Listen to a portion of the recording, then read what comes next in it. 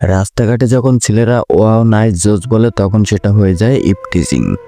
আর ফেসবুকে, ইনস্টাগ্রামে, টিকটকে ছবি আপলোড দিলে যখন ছেলেরা ওয়াও নাইস জোস কমেন্ট করে তখন তার রিপ্লাই আসে থ্যাংক ইউ ভাইয়া। কি অসাধারণ তাই না? বলছে কি আপু অনেক হয়েছে, বাদ দেন না এখন, এইসব এবার থামান। দিন ফুরিয়ে যাচ্ছে, ওপারে ফেরার সময় ঘনিয়ে আসছে। এত আনন্দ, কোলাহল, শখের বাড়ি সবকিছুই লিখে দিতে হবে শুধুমাত্র একটি মৃত্যুর দলিলে। তাই ফিরে আসুন রবের কাছে, যিনি আপনাকে সৃষ্টি করেছেন। ক্ষমা চাওয়ার সুযোগ বারবার আসবে না। আল্লাহ সবাইকে হেদায়েত দান করুন। আমিন।